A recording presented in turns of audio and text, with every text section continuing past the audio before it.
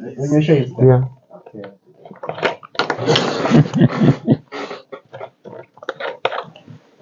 Ladies and gentlemen, the time is 9:12. Welcome to the public sphere with me, Muiza Wali. Today marks the beginning of an exciting series of interviews that will explore ideas that form public opinion in different sectors: politics, policies, climate change, technology, and many other topics that shape humanity will be discussed here. Today, we start the show with a chat on the role of the international community in Zambia's search for stability.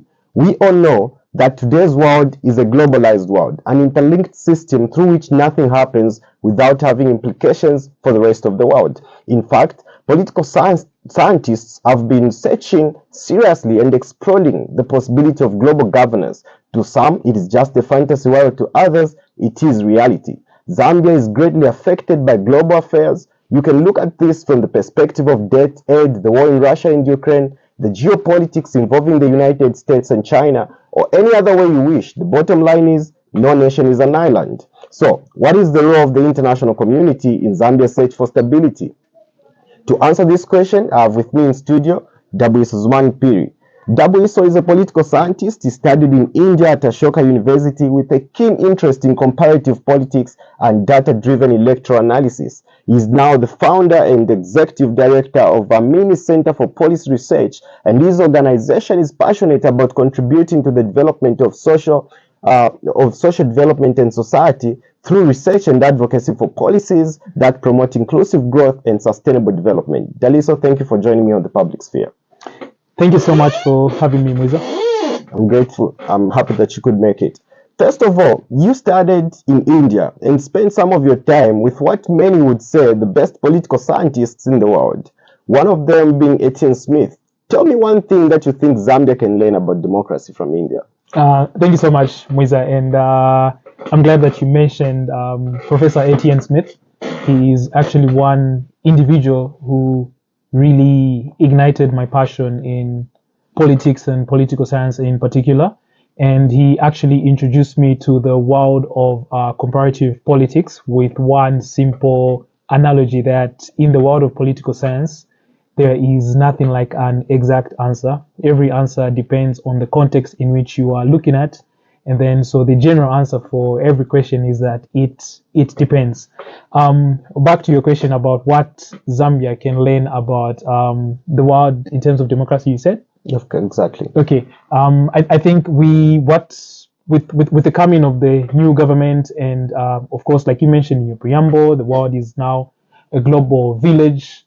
I think the next trajectory that sort of we should learn and pick from a few countries. I'll give an example. There's a country called Mongolia, which is one of the most interesting democracies in the world today. And if you look at there's something called the VDM ratings that are done by a university in Sweden. They analyze different democracies in the world, and everybody questions as to why the democracy in Mongolia is thriving. And the answer is simple. It's because they have invested so much in a strong civil society system.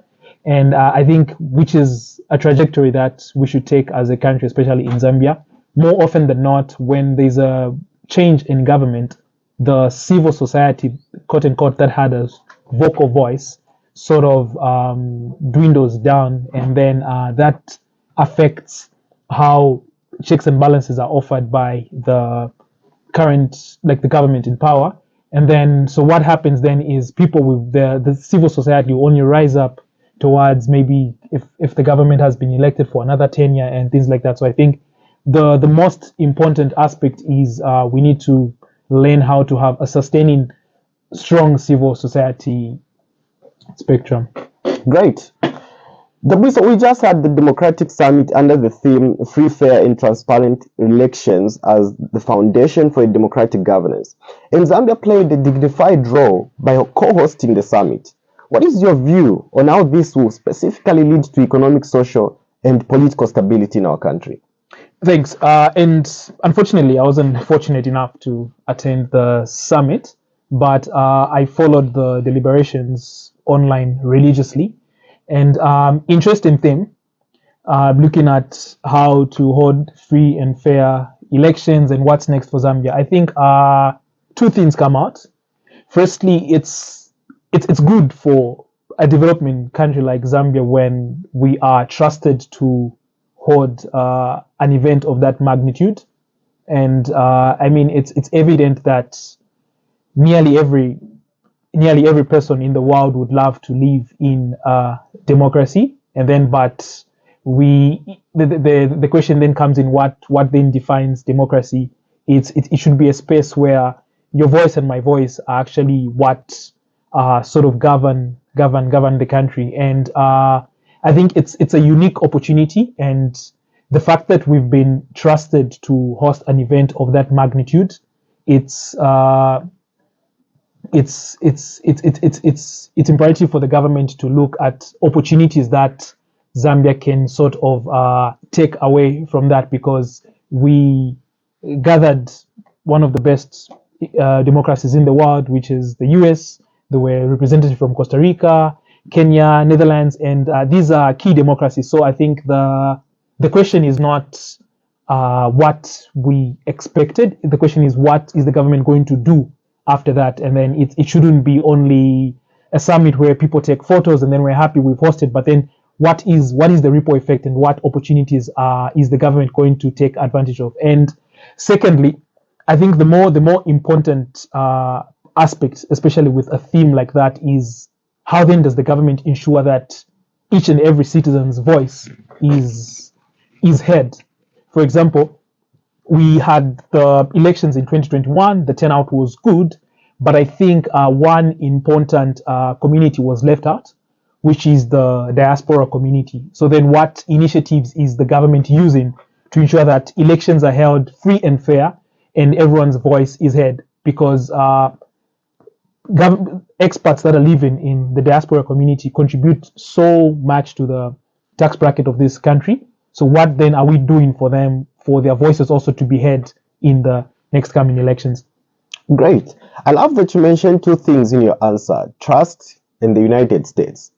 Trust, because it is very important for any functioning democracy to work. The people need to have trust in their institutions. The people need to have trust also in the leaders.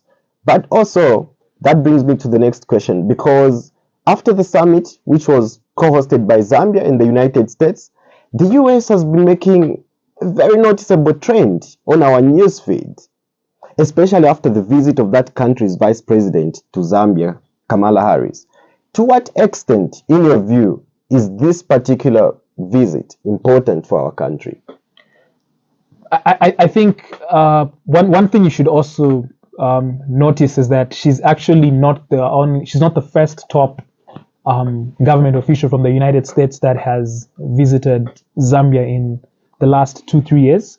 We had the Secretary of Treasury, and I can't remember the other person. And like I mentioned in my first answer, it's what opportunities is the government going to look at after this? And I think this gives an opportunity for sort of Zambia to be a regional voice, because before that, when top officials from big democracies and developed economies visited Africa, they looked at key countries like Nigeria, South Africa, etc. And then we're seeing a trend where Zambia is being noticed, and two things can happen. It's either we may take a good course and follow a good trajectory after this, or it may be blown off. So what's happening is our voice in every sector now is heard and is recommended. So other countries are looking at us and what the country is doing. So for example, if we have top US officials coming to Zambia, and then the trajectory of arresting opposition leaders over quote unquote not I'm trying to be careful with my words, over trivial matters and the like. So it should be an opportunity for actually the government to change the trajectory in which things are happening in this country, because the fact that we are getting that sort of attraction from top countries like the US, it means even other countries in Africa will follow that trajectory. It's like it's like a learning institution. people will respect and come to the institution based on the alumni and the type of professors that you have at the institution. The reason why the University of Zambia, for example, is a top school because most of the alumni and academic professors that are here are sort of known and regional. And then because of that, because of that reputation that the institution has created, people are actually attracted. So the fact that we are attracting visits from countries such as the US, it means other countries are looking at what we are doing.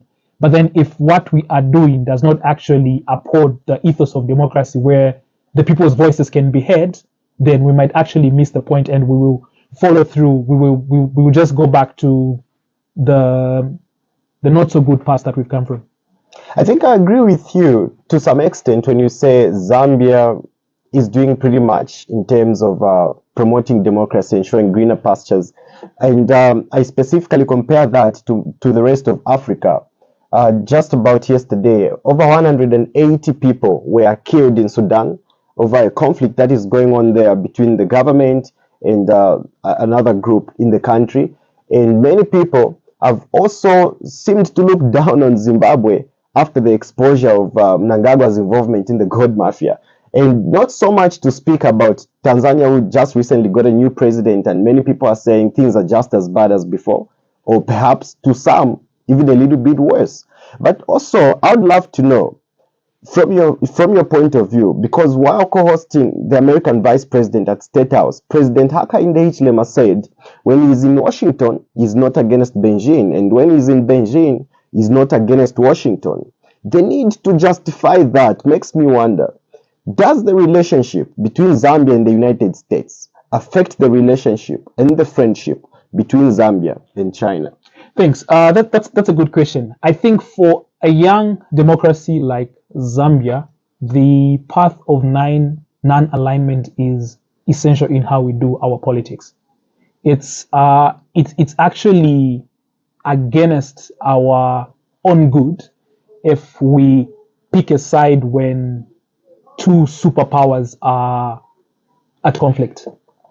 So I think I actually commend the government on that. Of course, I might not be in favor of so many things that they do, but it's actually important that the president actually stresses that point, that it's what we do with the US and what we do with China does not sort of, we do not pick a side, and both countries are of benefit to us. I mean, China has done remarkable work in Zambia in terms of infrastructure, and as Dambisa Moyo says, no matter what the critics say about China, nobody can deny the fact that they've actually done so much for this country. So it's actually the right path in terms of foreign policy for a small, quote-unquote, small country like Zambia not to be involved in the international politics of two economic giants, because truth is we are not complete with China alone, and we're not complete with the US alone. What makes us benefit is having a mutual friendship and good bilateral relations with both two countries. Great. And, whenever we speak of the United States and we speak of China, I get reminded of one particular thing of very, very much importance to ourselves, which is our debt. But also, I'll ask you one question and then we can have a short break after that. Okay. My question, Dabwitso, is a little stretched. It is about the debt in our country. So Zambia's debt is said to be unsustainable, particularly because the country is believed to have borrowed beyond its capacity to repay the debt. According to the IMF, a country's public debt is considered sustainable if the government is able to meet all its current and future payment obligations without exceptional financial assistance or going into default. Now, to a certain sustainability, the debt to GDP ratio should be within a certain threshold. The debt to GDP ratio being the percentage of debt to the total value of goods and services produced within a time period. In this regard, for Zambia's debt to be considered sustainable, the debt to GDP ratio should be below 35%. Now, according to the IMF and the World Bank thresholds, Zambia's total public debt to GDP ratio is calculated at about 124%. That is way above the recommended threshold. And this shows that without a single doubt, our debt is unsustainable. Now, I have a question for you on debt, but I'm also tempted to ask two. The first question is that one of the best practices in managing debt is prioritizing developmental projects that can generate revenue, especially in the short run.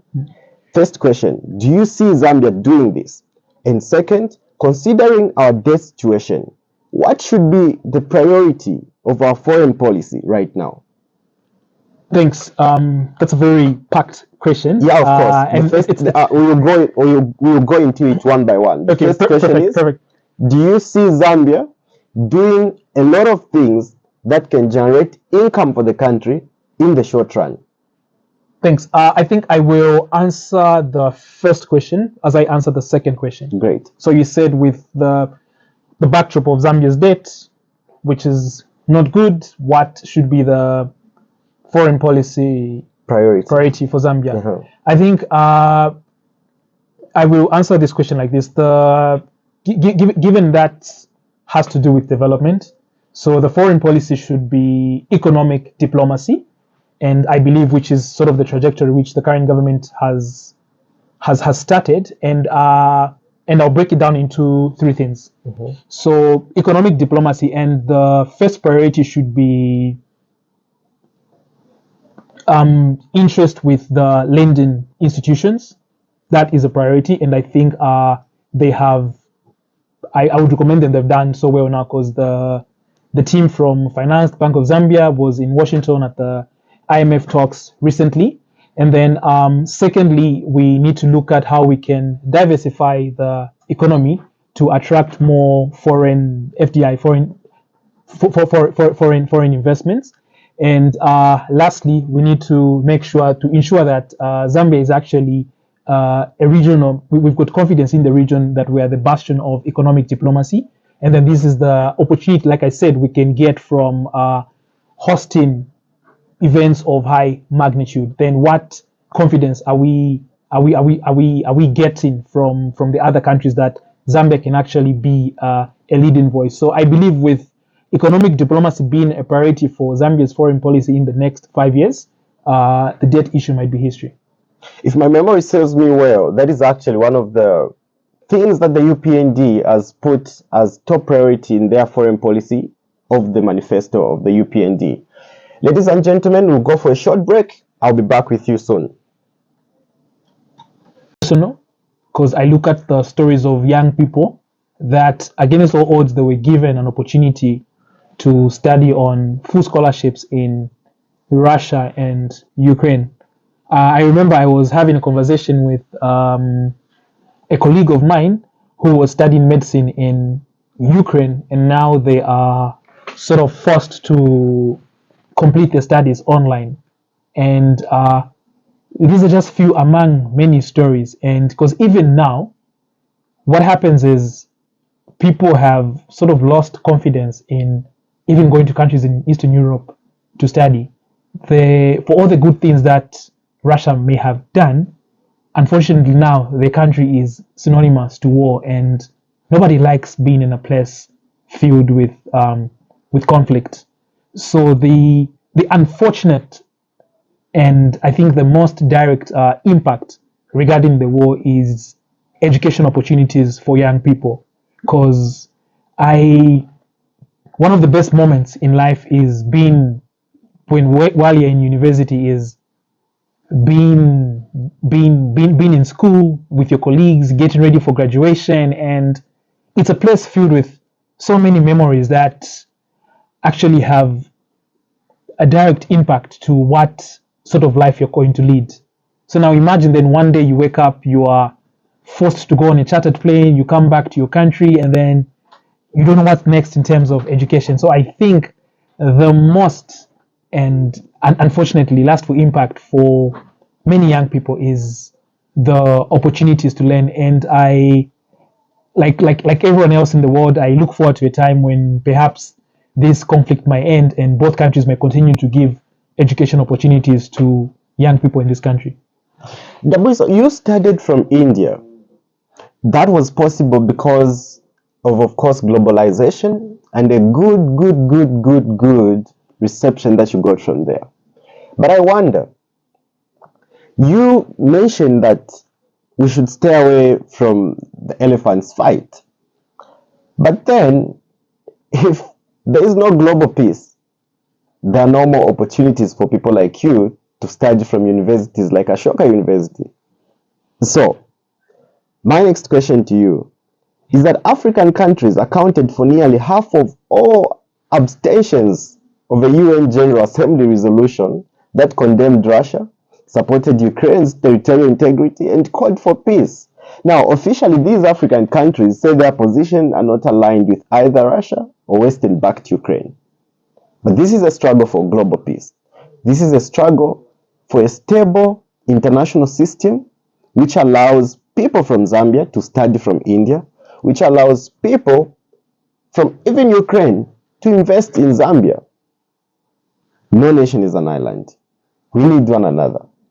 So do you think Zambia should be neutral, or we should join the rest of the world in rebuking Russia's invasion of Ukraine?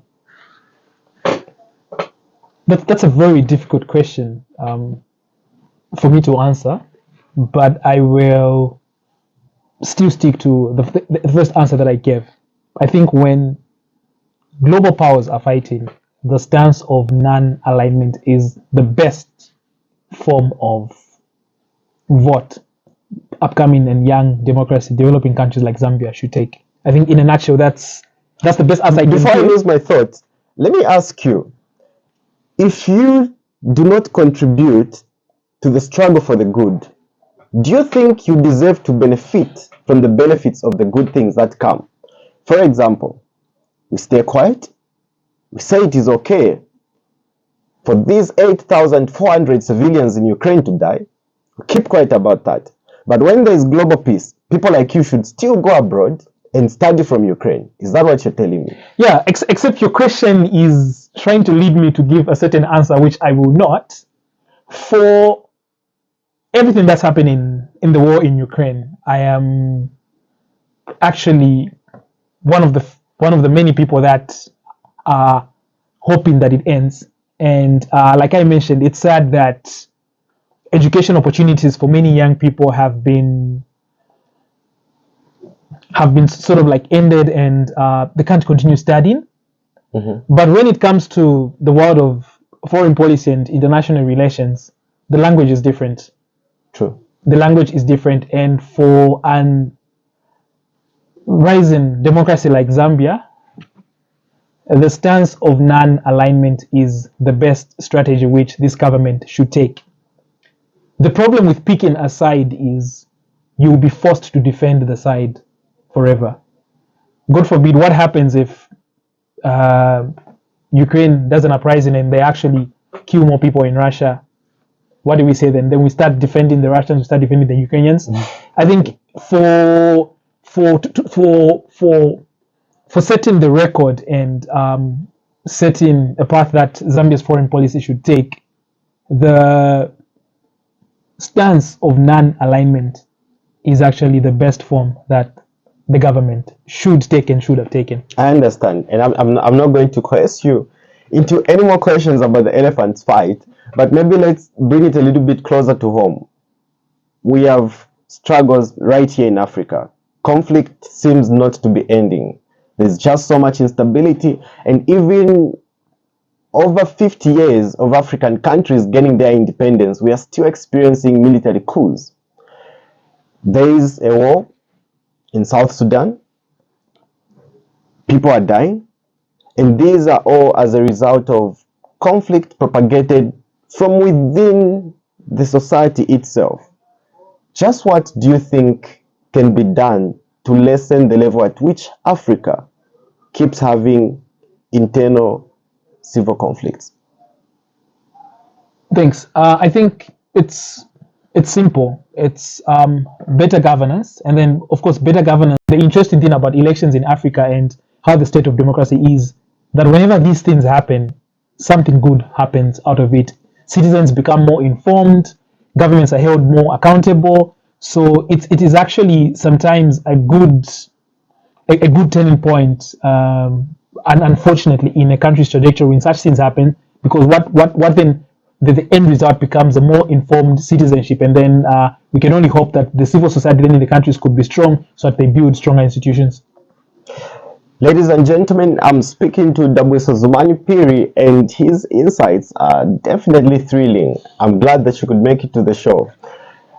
I think we're coming towards the end of the show. I'll give you 30 seconds to sum up everything you've said. Okay, I think with everything that I've said, I would just like to bring a new argument in how I think the country could be better in terms of foreign policy and the type of framework that we could take in international relations. Unfortunately, the way we diplomats in this country are selected and appointed, and with all due respect to everybody that's been selected, I mean, they are qualified in their own sphere, but I feel the 2-3 weeks course at ZDIS is actually not sufficient for somebody to be equipped in order to represent a country's foreign interests. What countries like India have done, which is why they have one of the best foreign policy frameworks, is they have created career diplomats. So what we need to have is institutions that sort of regulate how diplomats are chosen. One thing they could do is maybe make the program at ZDIS a 2-year program, where a young person that is interested in advancing the foreign relations of this country, when they're done with either they are doctors, engineers, economists, etc., in any other field, they go there, they undertake the training, and then we have a growing pool of people where every elected government can select. We do not trust anyone to be in hospital. They are trained for years to be doctors. We do not take anyone to court. They go through Ziale and their undergraduate years of study. Even people that advance the economics of this country and any other sphere.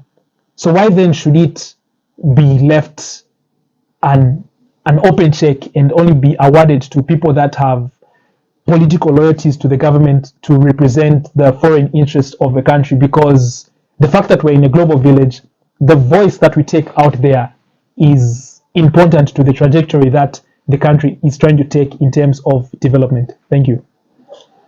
Dabwitso is saying politics is serious business, especially at the international level. He says diplomats should not be just anybody, but should be qualified, should be trained, and specifically good at what they are doing. Ladies and gentlemen, we've come to the end of the show. My guest has been Dabwitso Zumani Phiri, and we've discussed things across a wide range of international relations. My name is Muiza Wali, and you can find this particular interview on Facebook at Muiza Wali and YouTube at muiza.thepublicsphere. I'll see you and I'll talk to you next week, same time. Thank you so much. Enjoy the rest of the day.